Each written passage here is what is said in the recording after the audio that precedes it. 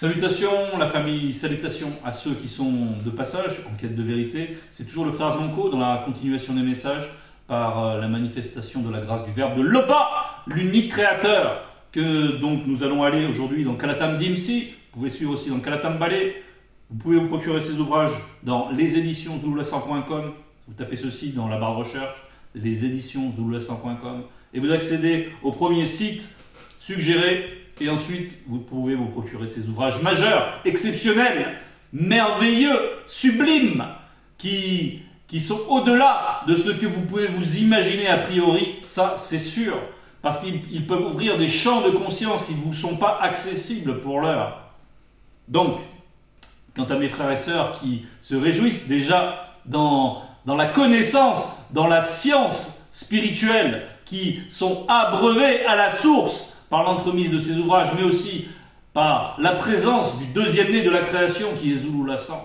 Aujourd'hui, réjouissons-nous encore dans l'exhortation, et nous allons aller aujourd'hui dans Wonja au chapitre 41. Donc Wonja, ça va correspondre dans les Bibles falsifiées à Ésaïe. Et Wonja, ça veut dire quelque chose, ça veut dire liberté. Et c'était aussi un prophète majeur, c'est-à-dire qu'il s'adressait à l'ensemble des nations noires. Donc, il faut bien remettre ces choses-là en contexte. Et à son époque, il était bien sûr donc une référence en ce qui concerne la spiritualité. Et il était là pour libérer les consciences du joug des démons religieux, du joug du monde occulte qui veut enténébrer toujours et garder captif la conscience des Noirs, premièrement. À l'époque, c'était des Noirs, car de toute façon, les Blancs et Saint-Mêlés ne pouvaient pas écouter. On va rentrer dans les détails, dans les subtilités, dans les profondeurs de ces choses complexes, a priori. Bien. Le passage est donc intitulé « Son verbe est là aussi pour te sauver ». Son verbe est là aussi. Dans le aussi, il y a quelque chose qui est en amont, il y a quelque chose qui est adjoint. C'est le salut. Le salut est adjoint à quelque chose, n'est-ce pas? C'est ce qu'implique le aussi. Son verbe est là aussi pour te sauver. Et ce te, bien sûr, c'est toi. Premièrement, peuple noir qui a cette connexion particulière, qui a ce désir particulier, qui a cette disposition particulière relativement à la vérité. Nous allons aussi rentrer dans l'explication de ces choses. Ainsi parle maintenant Mutatedi. Mutatedi, c'est l'entité qui est en charge de guider, qui guide et qui intronise les initiés. Et qui donc, ici, s'exprime à travers Wonja. Tété qui a permis que tu sois Otindi par Moto et Muto. Ainsi parle maintenant Mutatedi. Donc Tété qui a permis que tu sois Otindi par Moto et Muto. Tindi, donc, ça va correspondre à Jacob dans les Bibles falsifiées. Moto et Muto, ce sont nos ancêtres dans le visible. Donc, ça va correspondre à Adam et Ève dans les Bibles falsifiées, n'est-ce pas?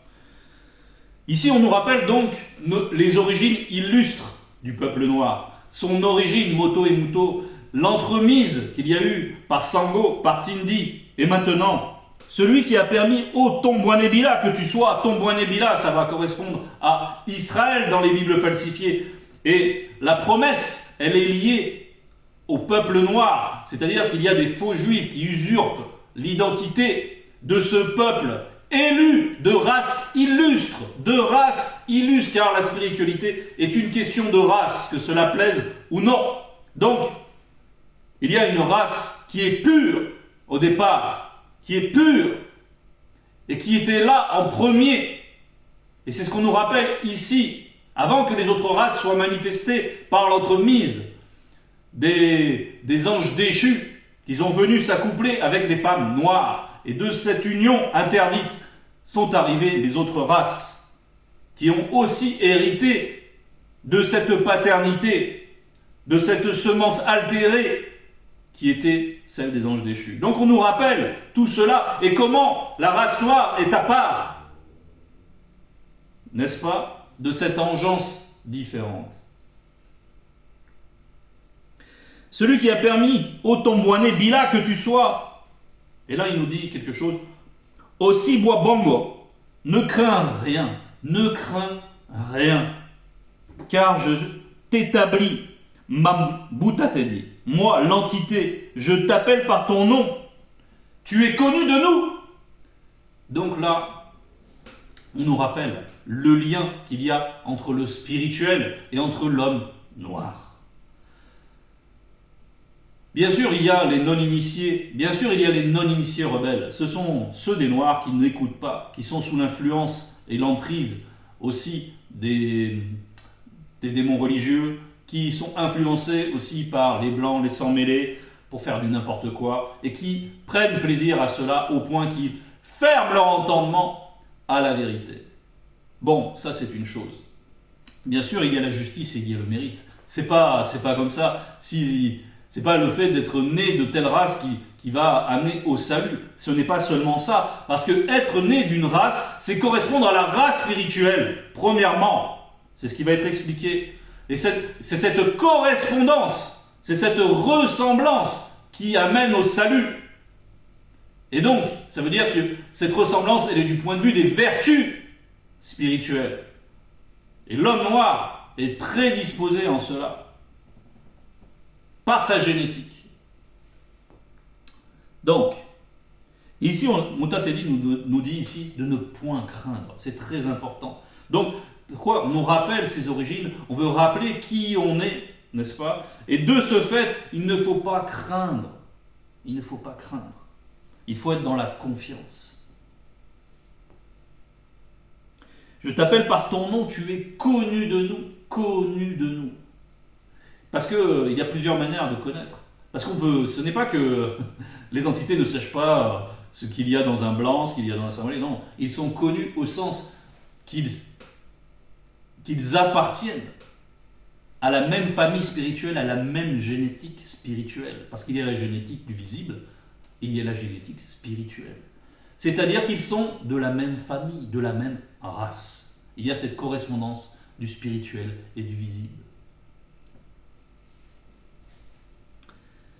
Si tu traverses les eaux, Mudiba, Madiba et Baedi, l'entité des eaux primitives, sera avec toi. Et les fleuves, ils ne te submergeront point. Si tu marches dans le feu mystique, tu ne te brûleras pas et la flamme ne t'embrasera pas. Donc, qu'est-ce qu'on nous dit ici? C'est quelles que soient les épreuves, quelles que soient les entraves, quels que soient les lieux où tu te trouves, rappelle-toi que tout est sous la gouvernance du Verbe de Loba. Que tout est sous le contrôle des entités, que donc tu n'as rien à craindre, encore une fois, de par ton origine, de par le fait que le Verbe est aux commandes de toutes choses, des réalités du visible, comme des réalités invisibles. Rappelle-toi cela. Et de ce fait, tu ne dois pas craindre. Pourquoi on te précise tout cela? Tu ne dois pas craindre, tu ne dois pas être dans la crainte. La crainte de ces choses, la crainte d'un mal qui pourrait survenir. Non, au contraire, tu dois être dans la confiance. Et tu dois manifester la crainte du respect qui est due à Loba.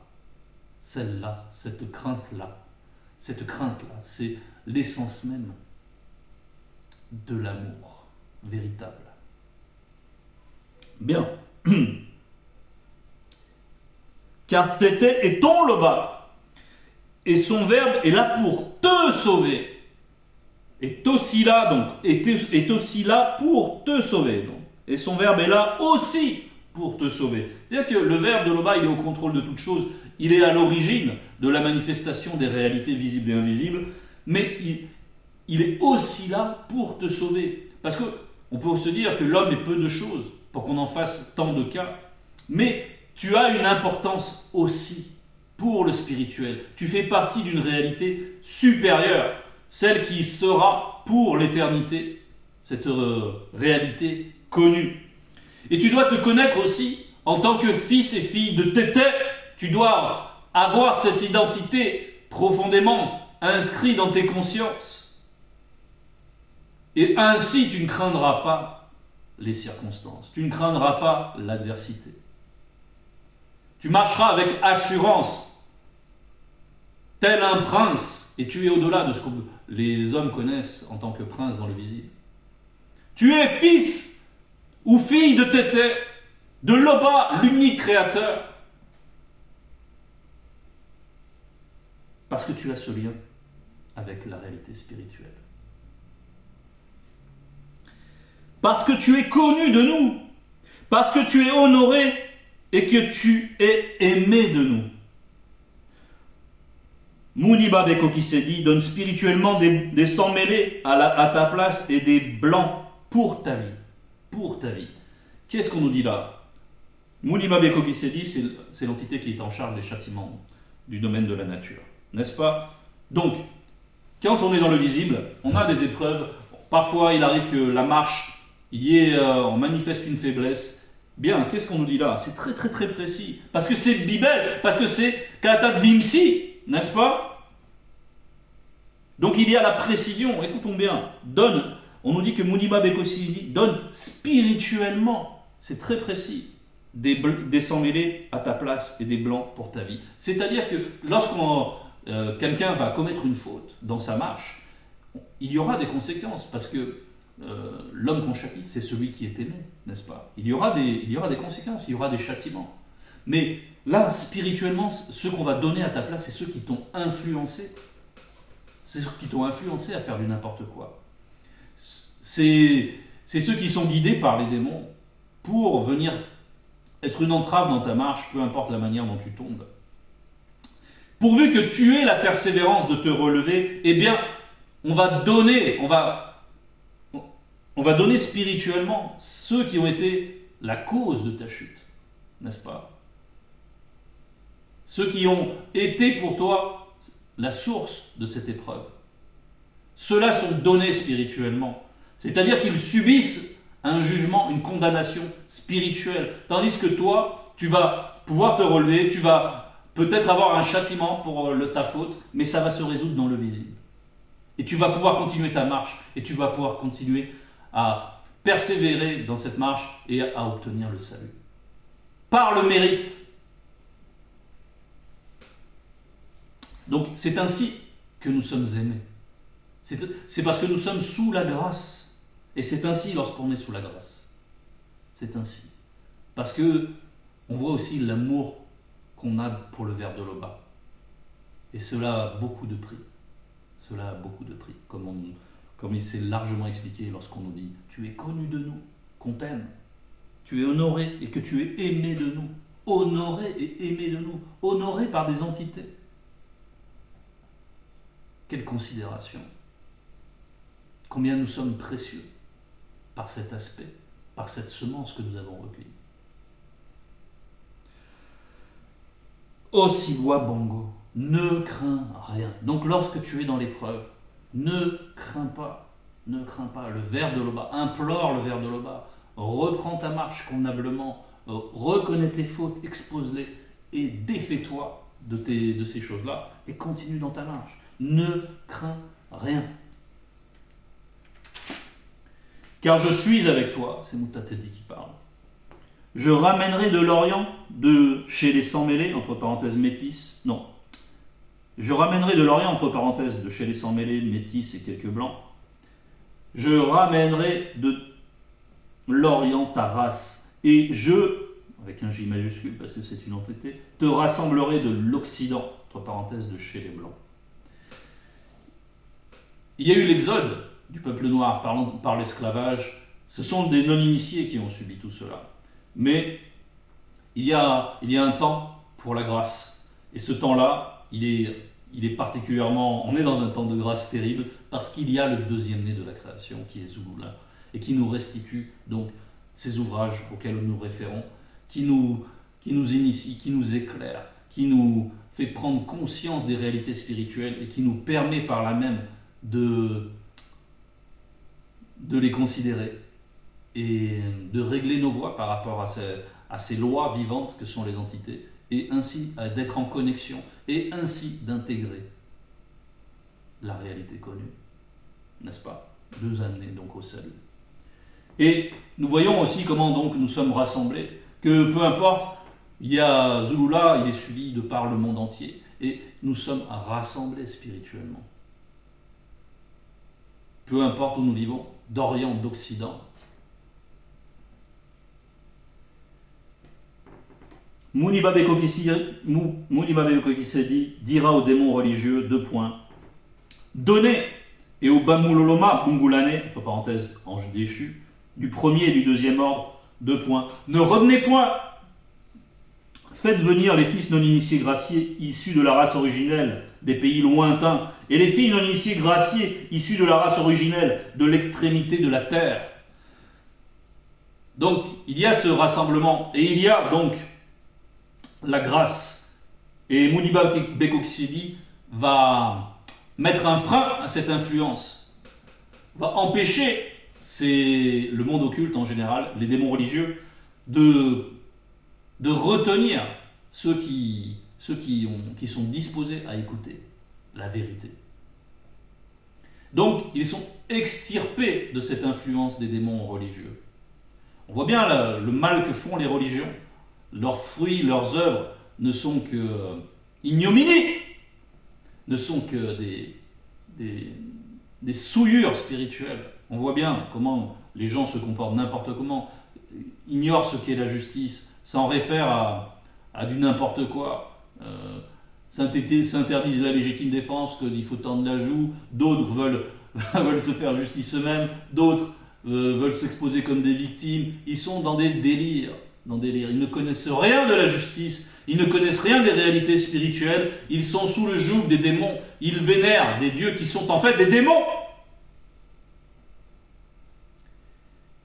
Mais ce joug-là, il est fortement mis à mal aujourd'hui dans notre époque par Zulula San. Et il est desserré de manière à ce que ceux qui aiment la vérité puissent partir, puissent échapper à ce joug. Ramenez tous ceux qui portent naturellement le mystérieux code génétique, avec des majuscules à code génétique. Entre parenthèses, lien mystérieux, toujours avec des majuscules, des entités du grand ordre des choses en eux. Donc on reprend. Ramenez tous ceux qui portent naturellement le mystérieux code génétique des entités du grand ordre des choses en eux. Et que Tété, par son verbe, a permis par moto et muto pour l'accomplissement de la deuxième gloire des deux. Donc on nous dit ceci, qu'il y a parmi nous donc ceux qui portent naturellement le mystérieux code génétique. Et ce mystérieux code génétique, ce n'est pas seulement la génétique du visible, c'est donc, parce qu'on nous dit ici que c'est aussi le mystérieux code génétique que les entités ont en eux. C'est donc de l'ADN spirituel dont il s'agit. Zulula San a donné un enseignement extrêmement puissant en ce qui concerne l'ADN, le mystère de l'ADN. Il est consultable. Vous tapez ADN Zulula San, très certainement vous allez le retrouver facilement dans Google. Je vous recommande vivement. Et vous allez voir que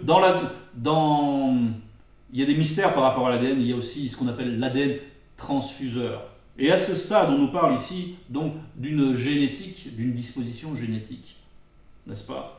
Mais encore une fois, c'est le mérite qui va primer par rapport à tout cela. Parce que c'est avant tout une génétique spirituelle. Et cet ADN transfuseur, il est capable de s'assujettir toutes choses, bien sûr, puisqu'il émane du Verbe.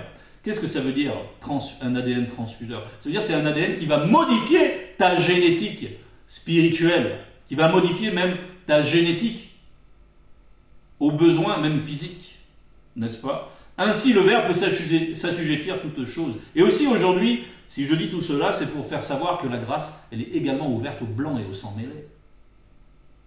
Parce que Zulula San est là dans cette époque, et que c'est l'époque où la semence des anges déchus a perdu de sa force, et que certains blancs, certains sang mêlés peuvent aussi entendre. Et que la génétique spirituelle est modifiée déjà pour qu'ils puissent entendre, pour qu'ils puissent adhérer.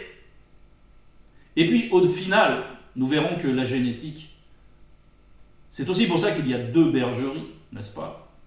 Il y a 2 bergeries. Il y a bien sûr la race originelle et il y a les blancs, les sang mêlés d'autre part. Mais au final, Au final, dans la réalité connue, dans celle qui demeure à toujours, il n'y a qu'un seul peuple. Bien sûr, il n'y a qu'un seul peuple. Et ceux qui ont ces particularités génétiques des anges déchus, cette génétique-là peut être transformée. Il ne faut pas limiter le verbe. Elle sera transformée pour ceux qui aiment le verbe de l'Obar. Et ainsi nous formerons un seul peuple. Que ceux qui ont des oreilles pour entendre, entendent.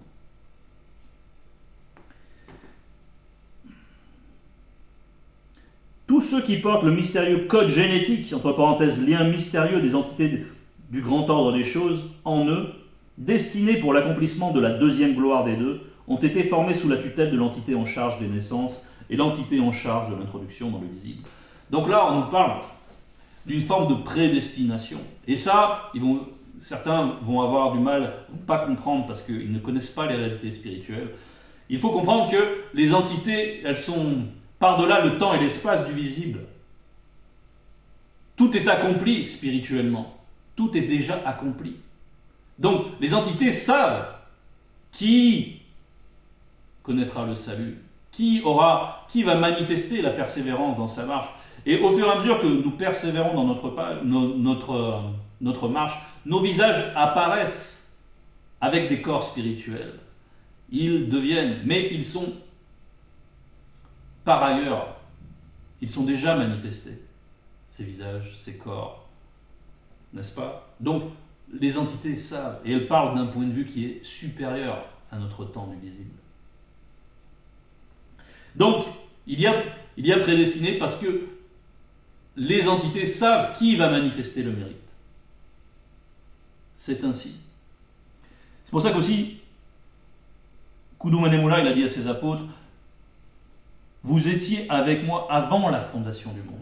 Vous étiez avec moi avant la fondation du monde. N'est-ce pas? C'est pour ça qu'il est dit, vous êtes connus de nous.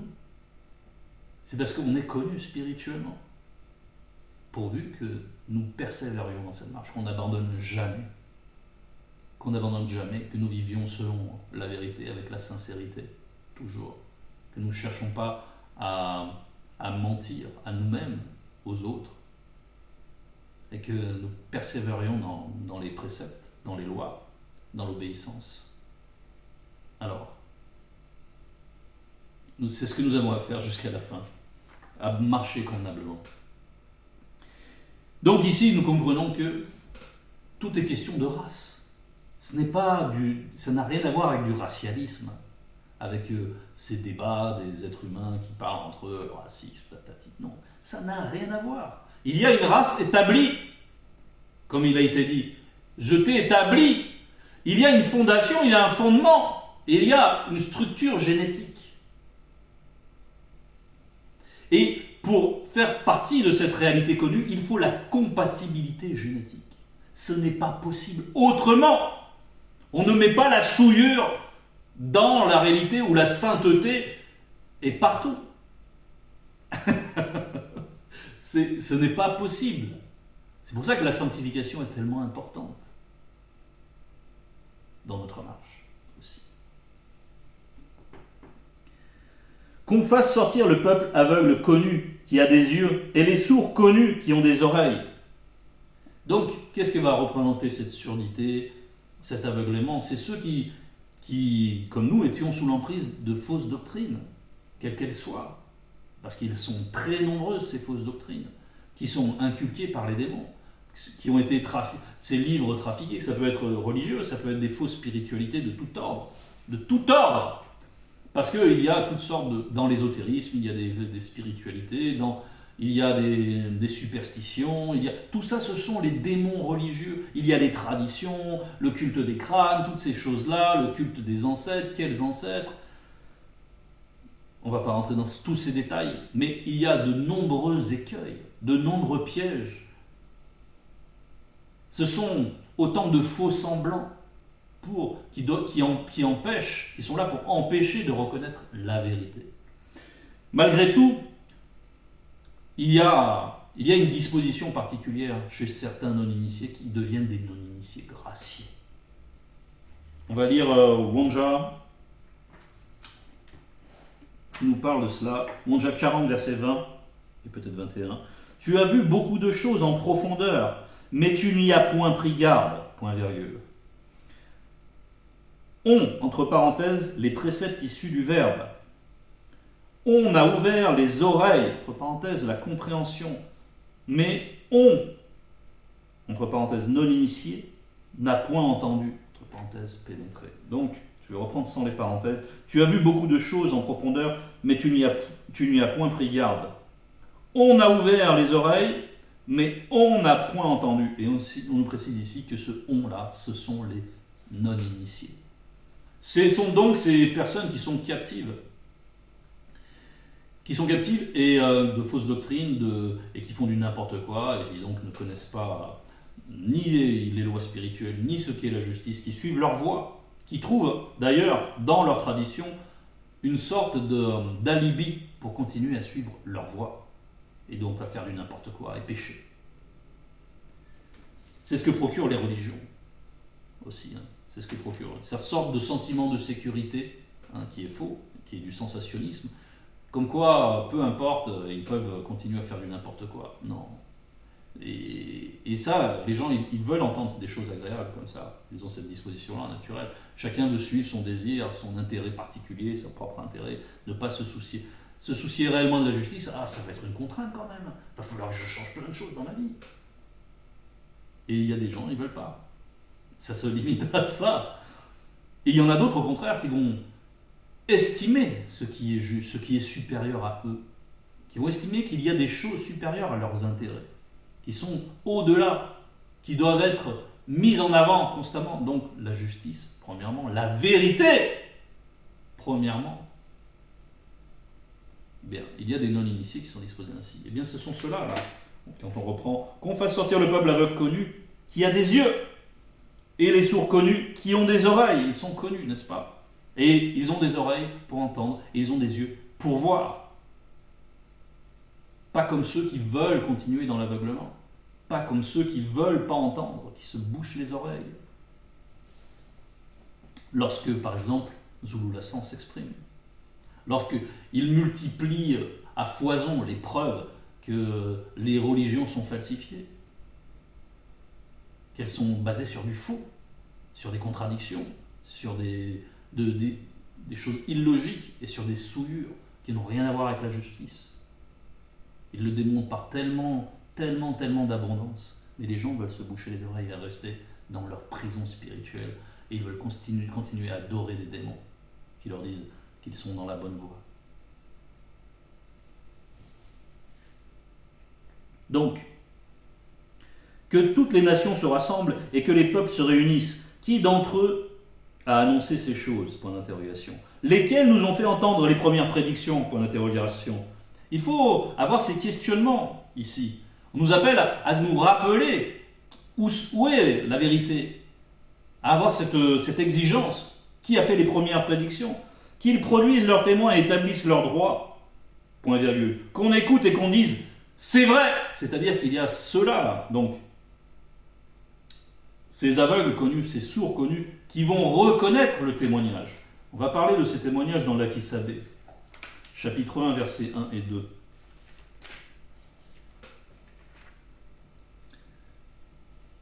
C'est intitulé au départ « Marcher dans la lumière », avec un L majuscule, la lumière spirituelle.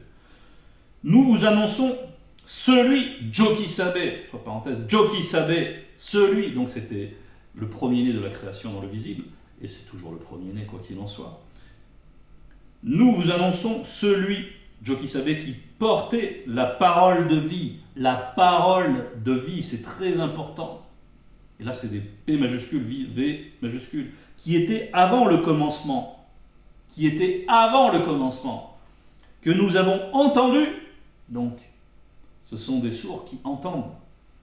Que nous avons vu de nos yeux, il y a aussi cette dimension. Que nous avons regardé avec attention. Et que nous avons touché de nos mains.